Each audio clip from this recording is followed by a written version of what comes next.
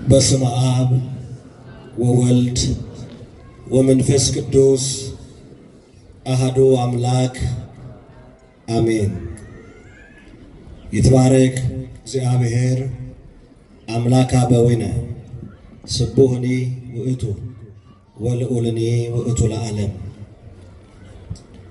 እጅግ በወንጌል የበረታችሁ በወንጌል አገልግሎት የምትመስሉኝ አባቶቼ እንዲሁም ወንድሞቼ መምህራን ወንጌል በዝማሬ አገልግሎት እግዚአብሔር አንደበታችሁን የቀባችሁ ዘማሪያን እግዚአብሔር አምላክ በከበረ ደሙ ፈሳሽነት እየዋጃችሁ በዚህ በቅድስናው ስፍራ ከአምላካችን ከእግዚአብሔር ምሕረትን ከቅዱስ ጊዮርጊስ ምልጃን በቃሉ ደግሞ መጽናናትን ፍለጋ የተሰበሰባችሁ ክርስቲያኖች በወደደን ባፈቀረን በእግዚአብሔር ፍጹም ሰላም እንደምን ዋላችሁ? እንደምን አመሻችሁ? አሜን። ቸርነቱ የማያልቅ ምሕረቱ የበዛ የአባቶቻችን የቅዱሳን አምላክ ልዑለ ባሕርይ ጌታ ቅዱስ እግዚአብሔር በይቅርታውና በምሕረቱ በቸርነቱ በሚያስፈራውና በሚያስደነግጠው በዙፋኑ ፊት ሳይገባን እንድንቆም እንድናመሰግን ስሙን እንድንጠራ እንድንዘምር የረዳን የአባቶቻችን አምላክ ቅዱስ እግዚአብሔር ስለ ስም አጠራሩ ክብር ምስጋና ለስሙ ይሁንለት። ንጽሕት በድንግልና ስርጉት በቅድስና ክብርት በልዕልና ወልዳ የሰጠች አዝላ የተሰደደች እመአምላክ ወላዲተ አምላክ ቅድስተ ቅዱሳን ድንግል ማርያም ስለ አማላጅነቷ ስለ ክብሯ ስለ ቅድስናዋ ምስጋና ለሷ ይሁንልን። ከዋዜማው ጀምሮ ስሙን ስናከብረው ኢትዮጵያ ገበዝ እያል የልዳው ኮከብ እያል ስሙን ስናወድስ የዋልነው ታላቁ ሰማዕት ቅዱስ ጊዮርጊስ ምልጃው በረከቱ ረድኤቱ ከሁላችን ጋር ይሆንልን። እንኳን አደረሳችሁ።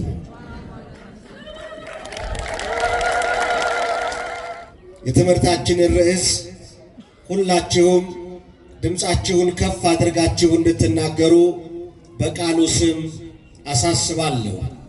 እኔ በሉስቴ ክርስቲያን ነኝ፣ በኢየሱስ ክርስቶስ አምናለሁ። እንደግመዋለን። እኔ ክርስቲያን ነኝ፣ በኢየሱስ ክርስቶስ አምናለሁ። ይህንን ቃል የተናገረው ዛሬ ስሙን የምንዘክረው ሊቀ ሰማዕታት የልዳው ኮከብ፣ የስሙ ትርጓሜ ኮከብ ፀሐይ ብሩህ ተብሎ የሚነገርለት ታላቁ ሰማዕት በዶዲያኖስና በሰባ ነገሥታት ፊት ቆሞ የተናገረው ኃይለ ቃል ነው። ቅዱስ ጊዮርጊስ ይህንን ቃል የተናገረው ከራሱ አፍልቆ አይደለም።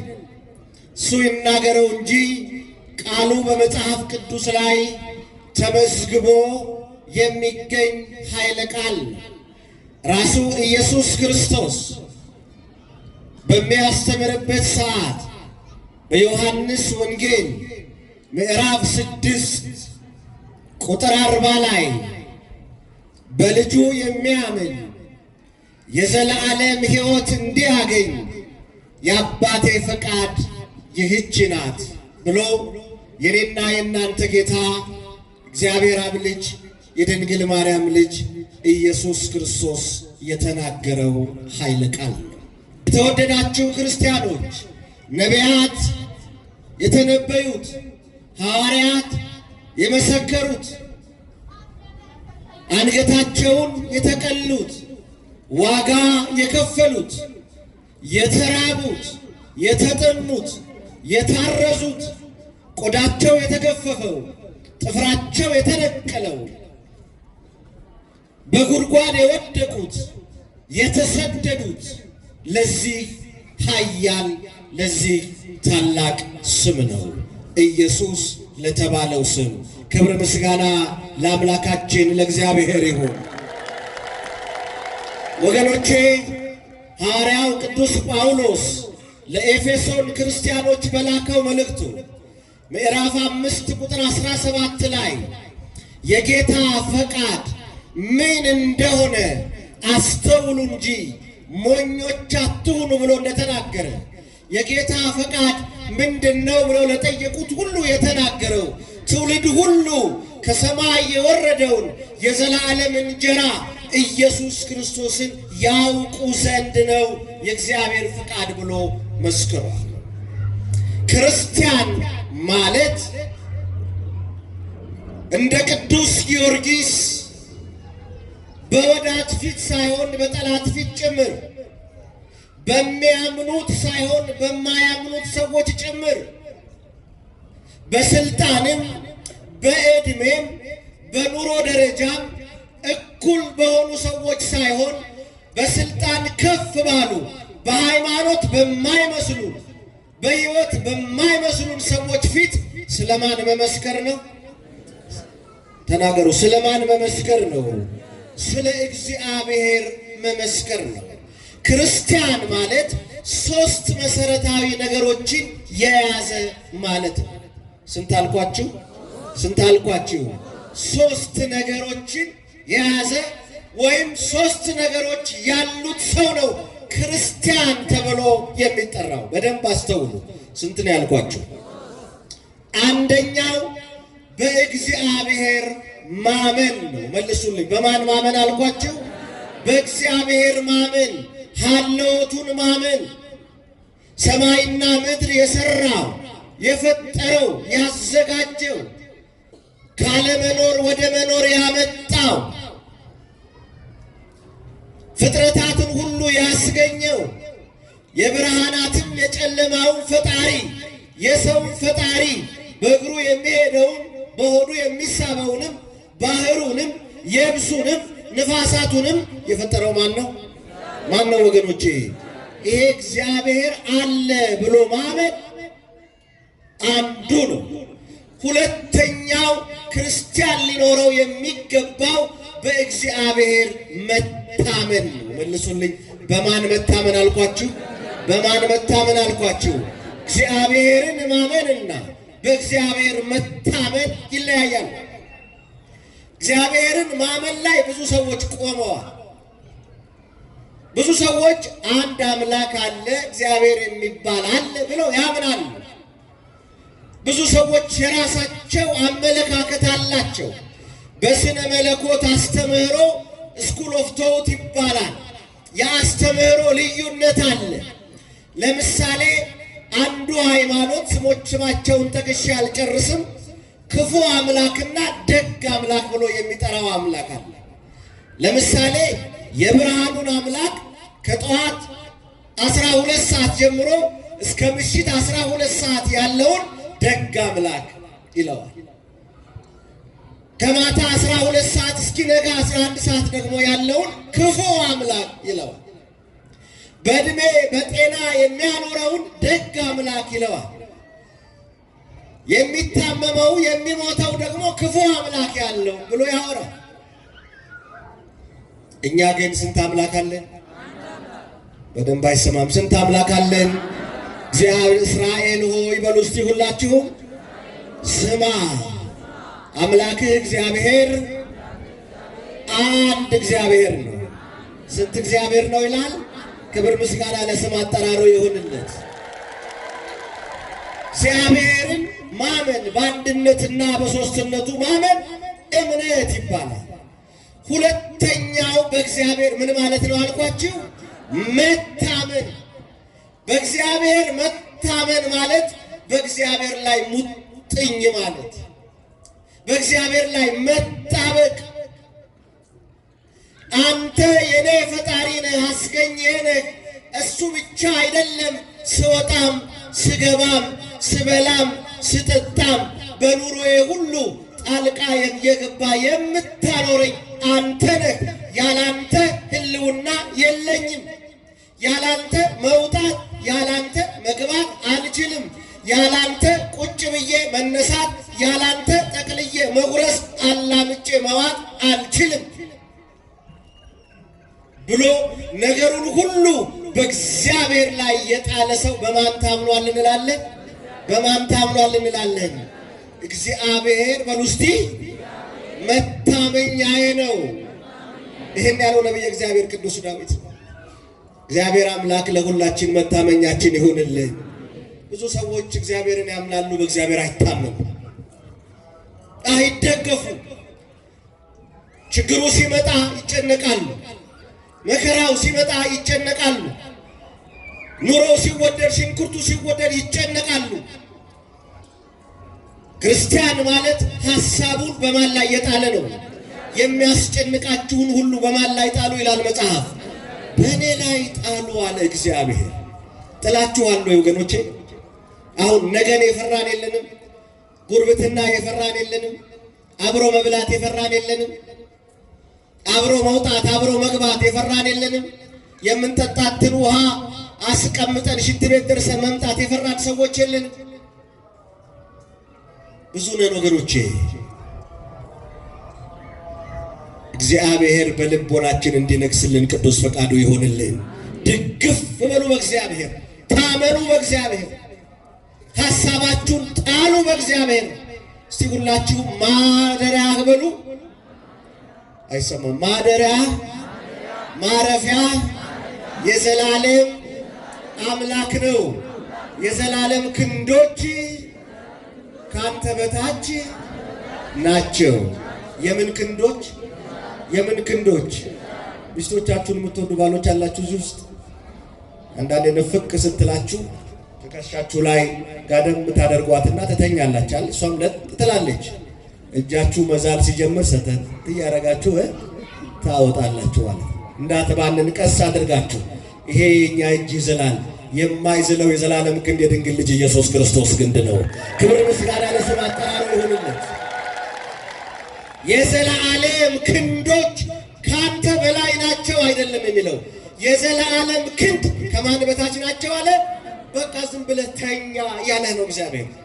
ስራ ፍታ እያልኩህ አይደለም። ሐሳብህን ጣል በእግዚአብሔር ላይ። ሁለተኛው ክርስቲያን ሊኖረው የሚገባው ማንነት በእግዚአብሔር መታመን ነው።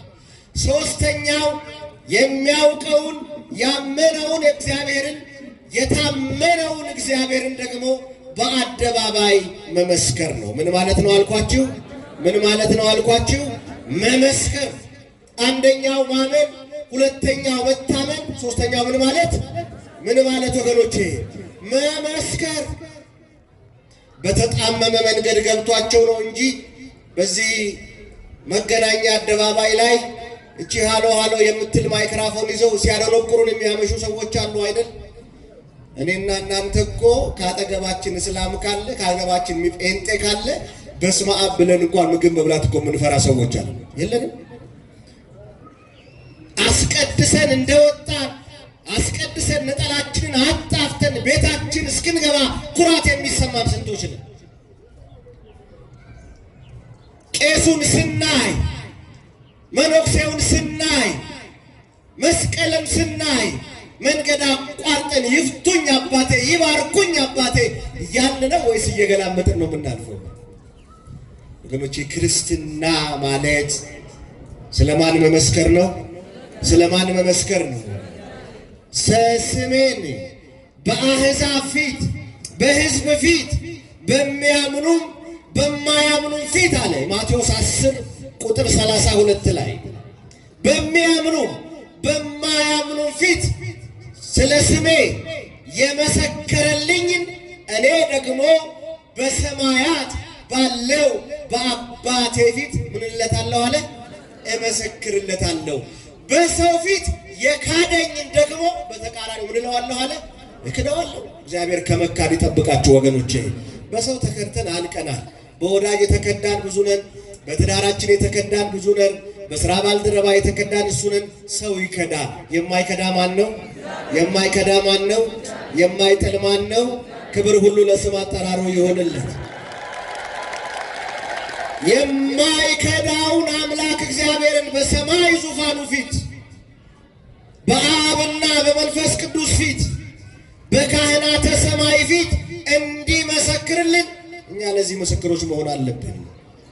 ነቢየ እግዚአብሔር ቅዱስ ዳዊት እኮ ደንቆት ነው መንክር ስምከ በእንተዝ ሐሰሰቶ ነፍሴ መዝሙር 118 ቁጥር 129 ላይ ስታነቡ ምስክሮች በሉ እስቲ ሁላችሁም ድንቆች ናቸው፣ ነፍሴም ፈለገቻቸው።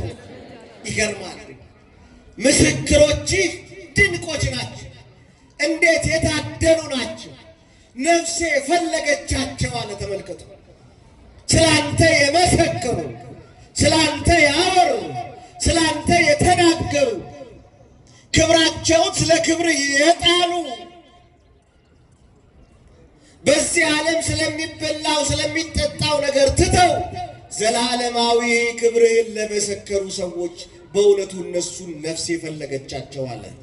ነፍሳችን የክርስቶስን እውነተኛ ምስክሮች እንዲፈልግ ቅዱስ ፈቃዱ ይሁንልን። ዛሬ ስሙን የምንጠራው የክርስቶስ እውነተኛ ምስክር በአሕዛብ ፊት የተናገረ እኔ ክርስቲያን ነኝ፣ በኢየሱስ ክርስቶስ አምናለሁ ያለ። ወገኖቼ እንደው አንዳንድ ሰዎች እስቲ ልቦና ይስጥልን ወገኖቼ፣ አሜን በሉ።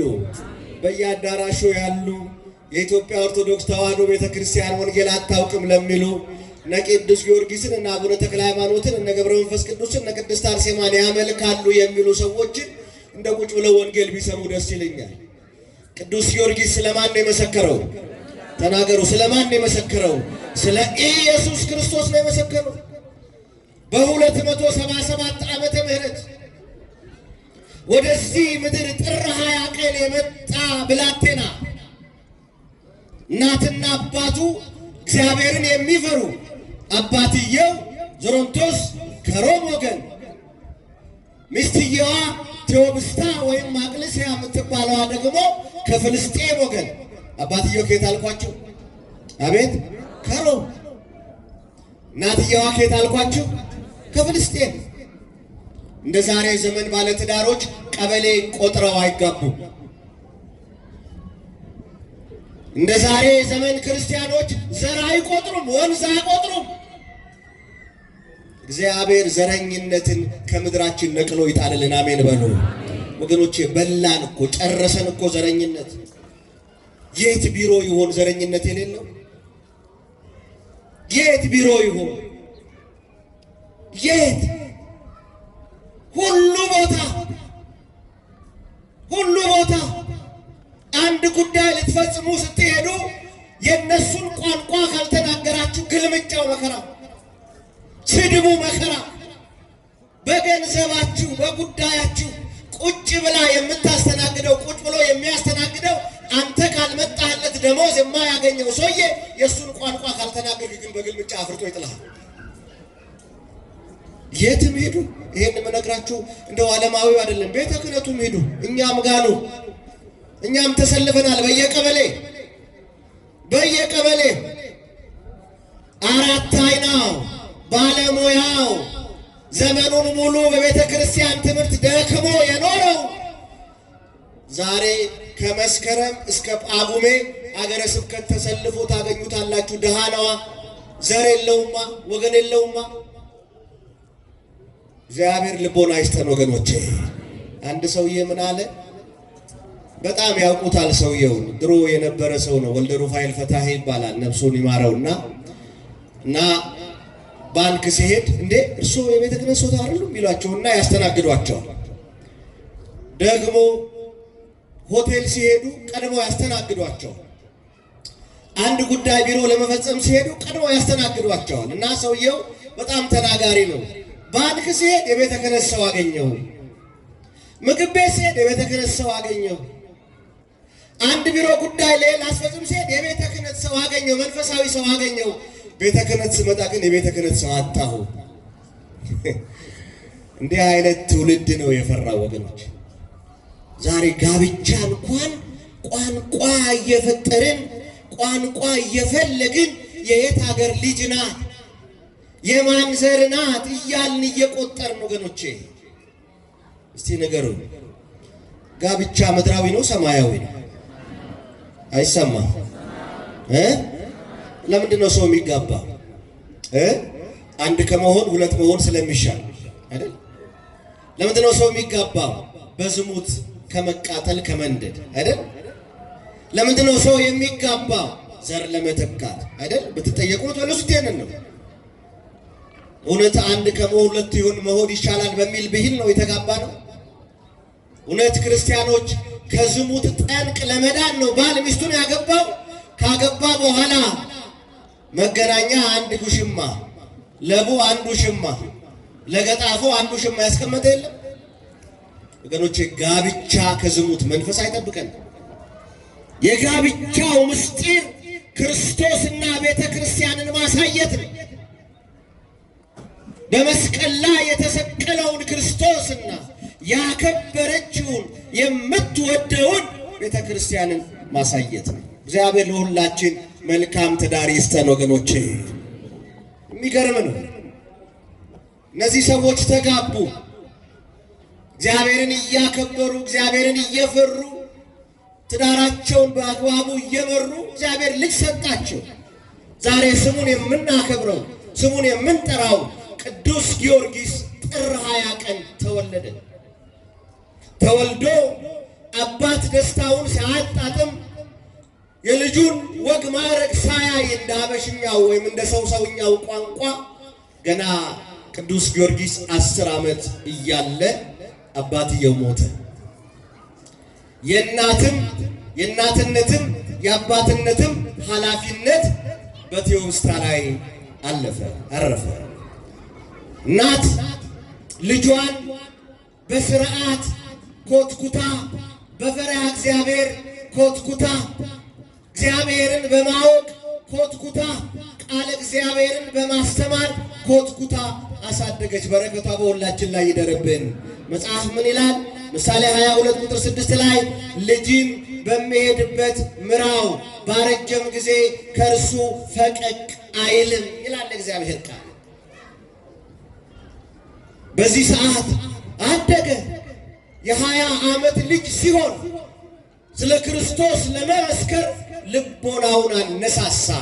እንደዚች ቅድስት እናት አይነት እናት እንድንሆን እግዚአብሔር ይርዳን። ወገኖቼ አሜን በሉ። እግዚአብሔር ይርዳን። እስቲ እናቶች እጃችሁን አውጡልኝ አንዴ። የልጆች እናት መልሱ። እስቲ ልጆች አባት እግዚአብሔር ልጆቻችሁን ያሳድግላችሁ።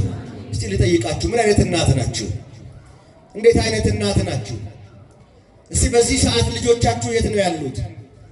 እናንተ ጸበል ለመጠጣት ትሮጣላችሁ፣ ልጆቻችሁ በየመሸታ ቤት ይሮጣሉ። እኛ ስጋውን ለመብላት ደሙን ለመጠጣት ጠዋት እንሰለፋለን፣ እነሱ ከየጫት ቤቱ እየተጠረጉ ይወጣሉ። እንዴት አይነት እናቶች ነን ወገኖቼ! እንዴት አይነት አባቶች ነን በዚህ ዘመን ያለን? እስቲ ንገሩኝ፣ ልጆቻችሁ ምን እየሰሩ የሆነ የሚውሉት? አደጋ አለብን ወገኖች። የነገዋ ኢትዮጵያ ታስፈራኛለች። ሁለት አይነት እናቶች በዚህ ምድር ላይ ያሉ፣ ሁለት አይነት በጣም የሚገርሙ ምሳሌ ሊሆኑ የማይችሉ ሁለት አይነት እናቶች። መጽሐፈ ነገሥት ቀዳማዊ ምዕራፍ 3 ቁጥር 16 አንብቡ። አንደኛ መጽሐፈ ነገሥት ምዕራፍ 3 ቁጥር 16 ሁለት ሴቶች ናቸው፣ ወረግቡ ናቸው፣ ነፍሰ ጡር ናቸው። ወራቸው ደርሷል፣ ሊወልዱ ቀናቸው ደርሷል። እየሰማችሁ ነው? ምናቸው ደርሷል አልኳችሁ? ቀናቸው ደርሷል። አንደኛዋ ወለደች። አንደኛዋ በወለደች በሶስተኛው ቀን አንደኛዋ ሁለተኛዋ ወለደች። እነዚህ እናቶች ልብ ብላችሁ ስሙ። አንደኛዋ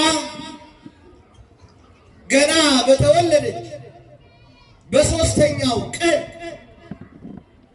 ልጇ ላይ ተኝታ ጨፍልቃ ገደለችው። ልጇ ላይ ምን ብላ ገደለችው? ዛሬ ልጆቻችሁ ላይ ተኝታችሁ የገደላችሁ የላችሁ? ዘመናዊ አይፎን ሰጥታችሁ የገደላችሁ፣ ላፕቶፕ ሰጥታችሁ የገደላችሁ የላችሁ? የለንም። ዴንጀር አጥር ሰርተን ትልልቅ ግንብ ገንብተን ልጆቻችንን ከመንደር ዱርዬ ተከላክለን ለዓለም አቀፍ ዱርዬ አሳልፈን የሰጠን የለንም ወይ? ምንድነው የሚያዩት ልጆቻችን? ላፕቶፕ ሰተናቸው፣ ስማርትፎን ሰተናቸው ምን እያዩ ነው ይሆን? ምን እየተመለከቱ ይሆን? ወገኖቼ ግድ የለሽ ልጆች እየወለድን ነው ያለነው።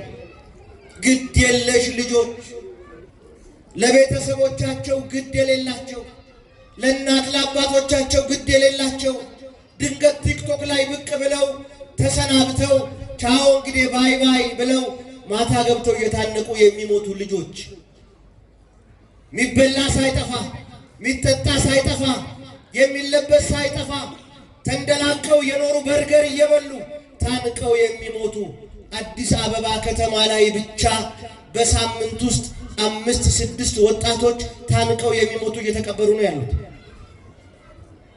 በእያንዳንዱ ቀን ይህን መርዶ እየሰማን ያለነው። ተኝተን ልጆቻችንን ጨፍልቀን የገደልናለን። አንደኛዋ ደግሞ ገና ወልዳ ልጁን እዚያ ጥላ እሷ እዚህ ተኝታ ሀሳቧን ጥላ የተኛችና ሕያው ልጇን በሬሳ የቀየረች ነው። ሬሳ ልጅ የተቀየረባት ወገኖቼ፣ ልጆቻችን እንደዚህ ናቸው። ጠዋት ቦርሳ ይዘው ይወጣሉ፣ ማታ ይመለሳሉ። ደብተራቸውን አናይ፣ የሚሰሩትን አናይ። ግድ የለሾች ነን። ሕያው ልጅ ልከን ሬሳ እየመጣ ነው በየጠዋት ሬሳ። ግብረ ሰዶማዊ ልጅ ሬሳ፣ ጫት ቃሚ ልጅ ሬሳ፣ ድንጋይ ወርዋሪ ልጅ ሬሳ፣ ጳጳሳትን የሚሳደብ ልጅ ሬሳ። ወገኖች የትኞቹ እናቶች ነን? እስቲ አስቡት ራሳችሁ። እነዚህ ሁለት እናቶች ሶሎሞን ፊት የቀረቡ ናቸው። ጠቢቡ ሶሎሞን ፊት የቀረቡ። አንደኛዋ ልጄ ይመለስልኝ የምትል፣ አንደኛዋ ተቆርጦ ይከፈለኝ የምትል። እንደዚህ ነን ወገኖቼ። በዚህ ዓለም ላይ ያለን እናቶች ተኝተን ልጆቻችንን ጨፍልቀን ገለናል።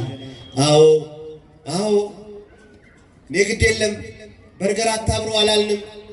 ዛሬ እኮ የ12 እና የ13 ዓመት ወጣት ሕፃን ሴት በርዝዴዋን ለማክበር ባለ 5 ኮከብ ሆቴል እየሄደች ስትጨፍር የምታነጋበት ዘመን ሆኗል።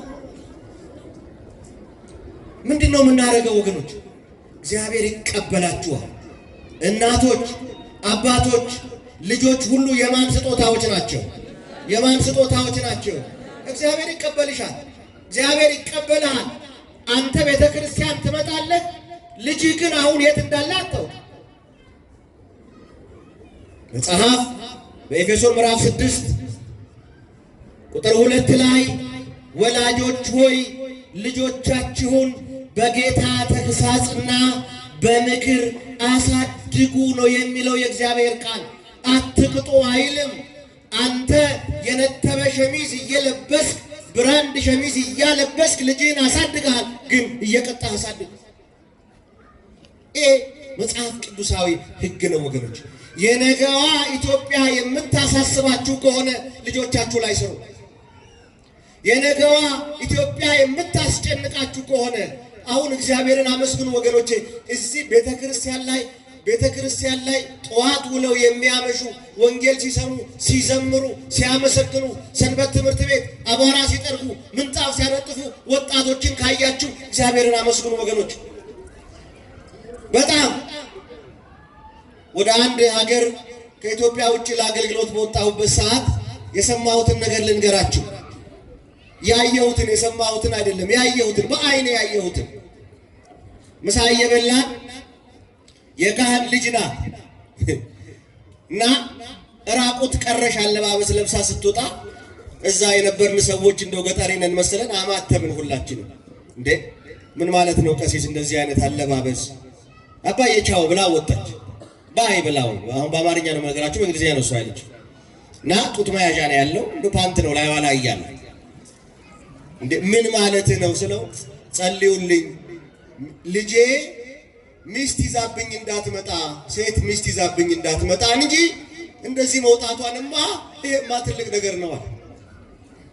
ምን ጸልየው ሴት ወጣ ሚስቴ ናት ብላ ሴት ይዛ መጣ እንዳታስተዋውቀኝ ነው መጸልየው። በዚህም ዘመን እንዲህ የሆነ ነው ያለው ወገኖች፣ እንዲህ እየተፈጠረ ነው ያለው። ተቆጣጠሩ ልጆቻችሁ። ራስ ወዳድ ልጆች እየተፈጠሩ ነው ያሉት። እናንተ መከራ በልታችሁ ምን እንደምታመጡ ማይገባችሁ ግድ የለሾች። ይሄን አምጣ ይሄን አድርግ ታደርጋላችሁ። አፈር ከድሜ ግጣችሁ ታደርጋላችሁ። ጥሩ ነው አድርጉ አታድርጉ አንልም፣ ግን ስርዓት ያዙ፣ ስርዓት አስይዙ። ቅዱስ ጊዮርጊስ እንዲወለድ አቡነ ተክለ ሃይማኖት ዛሬም እንዲወለዱ፣ አቡነ ገብረ መንፈስ ቅዱስ ዛሬም እንዲወለዱ፣ ቅድስት ክርስቶስ ሰምራ ዛሬም እንድትወለድ፣ ቅድስት አርሴማ ዛሬም እንድትወለድ ልጆቻችንን በፈረሃ እግዚአብሔር እየኮተኮትን እንድናሳድግ አምላካችን እግዚአብሔር ይርዳል። ወገኖቼ ነፃነት አይደለም በየቴሌቪዥኑ መዳራት ሲያዩ እንዲያመሹ በር ዘግተው ዱርይነት እንዲማሩ አታድርጓችሁ።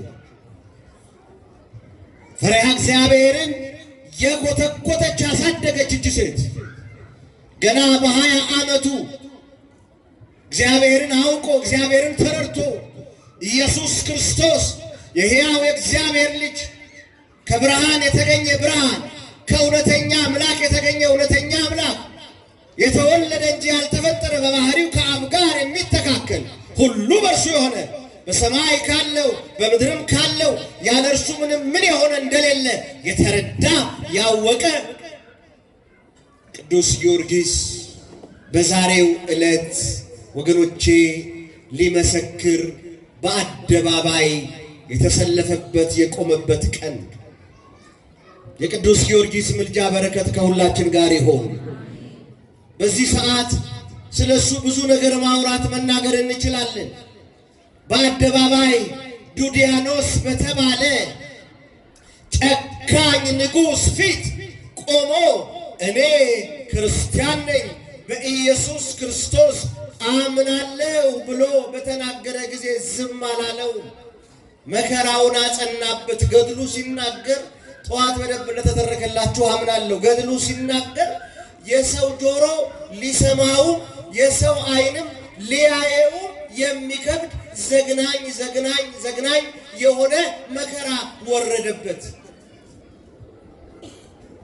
የጋለ ብረት በሰውነቱ እያስገቡ እግሮቹን ቆራርጠው የብረት ችንካር አስገብተው በብረቱ ችንካር እንዲራመድ እያደረጉ እንደዚያ ሆኖ ስለማን ይመሰክራል? ስለማን ይመሰክራል? ዛሬ እኮ ሆዳችንን ሲቆርጠን ምን ነው ጌታዬ አስቀድሼ አላልንም? ራሳችንን ምን ነው እመቤቴ ያለ ሰዎች የለንም? ምን ነው ይሄ ሁሉ መከራ በኔ ላይ ደረሰ? ምን ነው ምንል ሰዎች እኮ አሉ። ይሄ ብቻ አይደለም። በብረት ድስት ቀቅለው ስጋውን ፈጭተው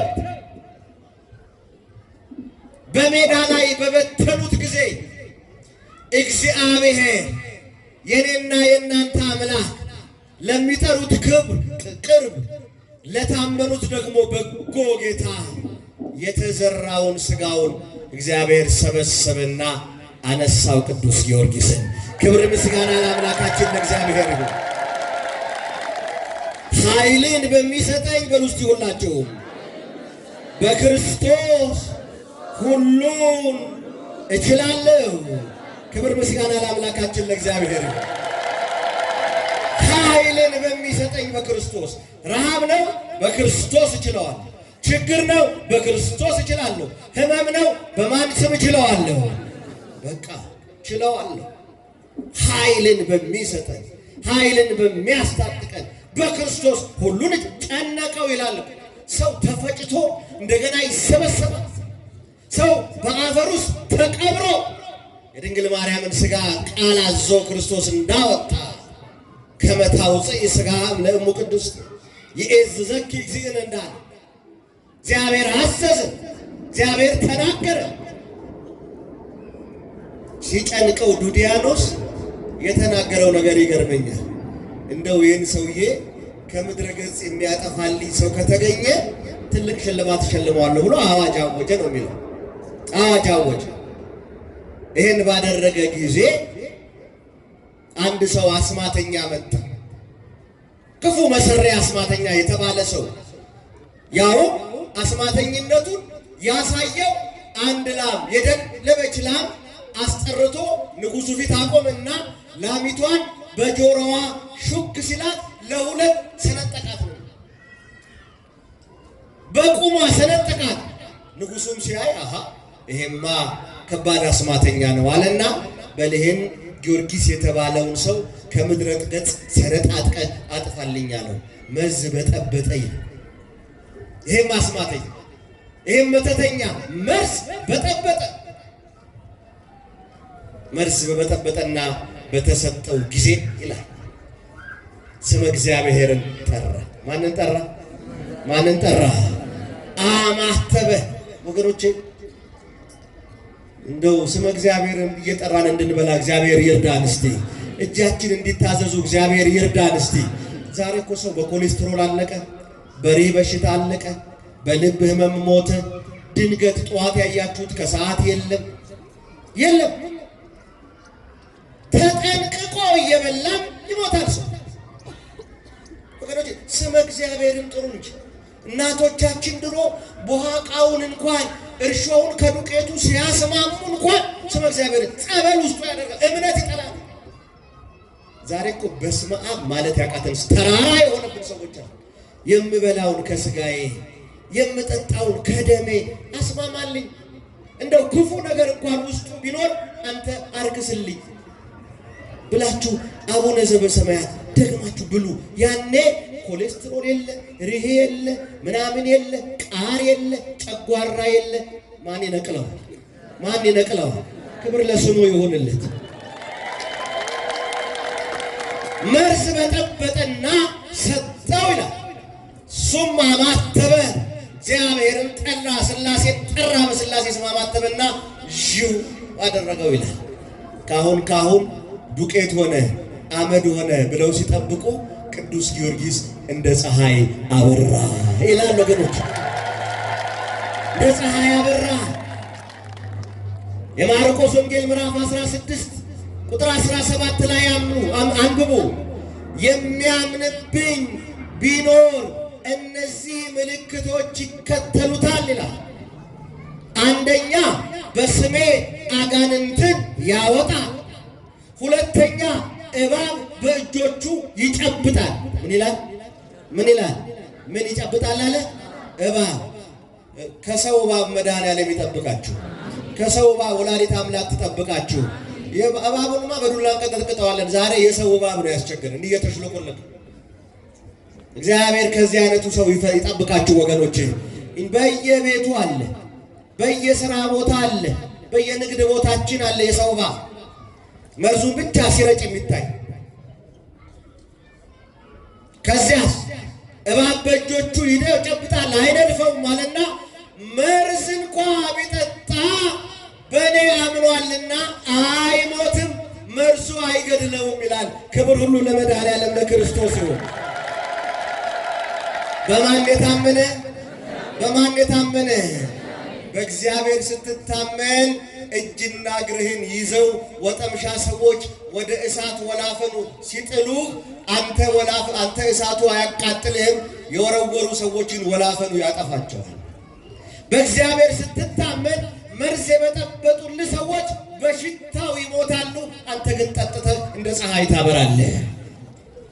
በማን ስንታመን? በማን ስንታመን? ታመኑ በእግዚአብሔር፣ እመኑ በእግዚአብሔር። አናውቀውም እኮ ወገኖቼ፣ አልተረዳንም እኮ። ስንት ያቀፈን ወዳጅ መርዝ እየበጠበጠ አጠጥቶን ይሆን? ስንት እንጀራ ላይ የተበጠበጠ እንጀራ ማነው መርዝ በልተን ይሆን? አናውቅም እኮ። ማን ጠብቆን መሰላችሁ? ማን ረድቶን መሰላችሁ? እኔ ካንተ ጋር ነኝና አትፍራ ያለ መድኃኔዓለም ክብር ሁሉ ለስም አጠራሩ ይሁንለት። አዎ የሚያስገርም ነው። ስንቱን ተናግረን እንጨርሰዋለን። በቢላ በሳንጃ በሰይፍ ባጨዱት በተረተሩት በጋለ ብረት በወጉት ባቃጠሉት በፈላ ውሃ በከተቱት ጊዜ ቅዱስ ጊዮርጊስ ተፈወሰ። ቅዱስ ጊዮርጊስ እግዚአብሔር ረዳቱ ነበርና በሕይወት ቆመ፣ መሰከረ። የሚገርም ነው፣ ምስክርነቱ ያስደንቃሉ። እንደውም አንድ ጊዜ ይላል አንዲት ድሃ ምስኪን ብላቴና ልጇ በሽተኛ ድሃ ናት።